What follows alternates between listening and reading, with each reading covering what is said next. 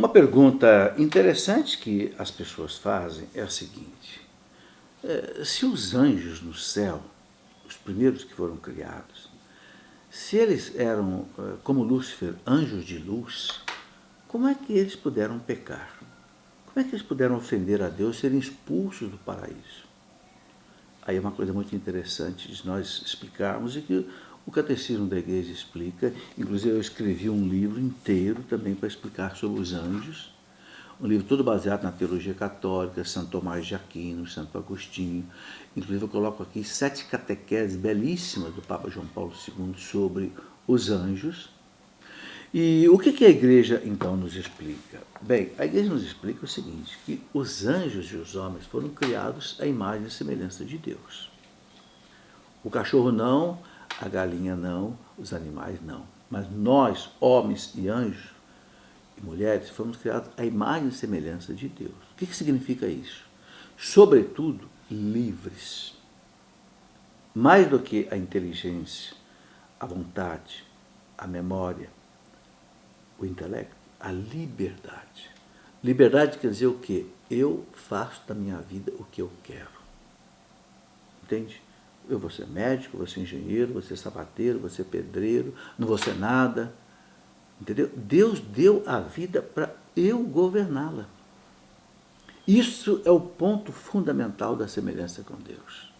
Agora, evidentemente, Deus deu a inteligência, deu a vontade, deu a memória, para quê? Para que eu use bem da liberdade.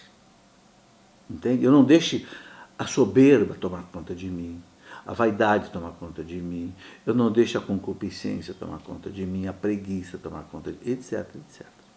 Bom, o que aconteceu com os anjos no céu? Lúcifer, anjo de luz. Segundo a Igreja nos ensina, baseada nos santos padres, nos santos doutores, grandes teólogos da Igreja, os anjos pecaram por soberba.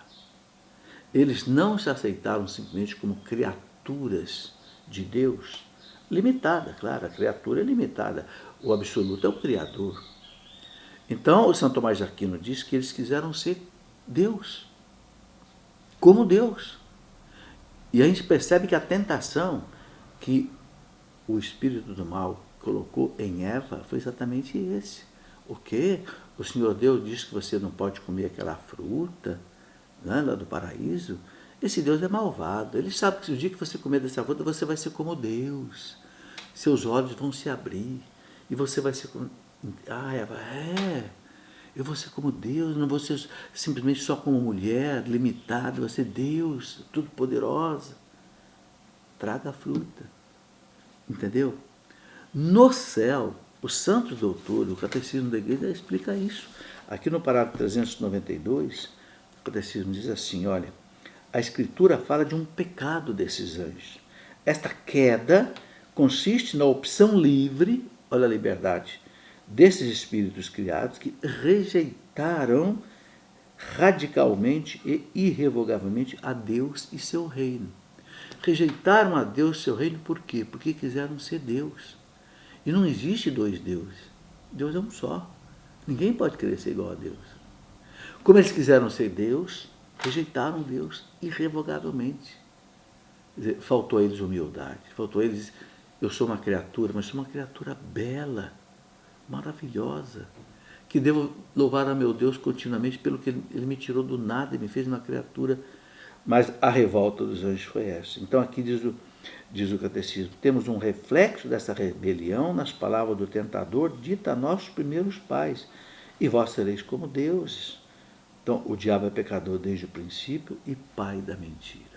Então, por orgulho, por soberba, por querer ser como Deus, eles então romperam com Deus definitivamente. E São Tomás de Aquino diz uma coisa muito interessante, que eu coloco aqui nesse livro sobre os anjos. São Tomás diz assim, por que os demônios se escondem atrás dos ídolos? Por que a idolatria, adorar um Deus falso, adorar um bezerro de ouro, adorar um boi Apis lá do Egito, ou adorar aquele Júpiter, Mercúrio, Vênus que os romanos adoravam, os gregos, por que a igreja sempre condenou radicalmente? Porque São Tomás de Aquino diz assim, que o demônio se esconde atrás dos ídolos.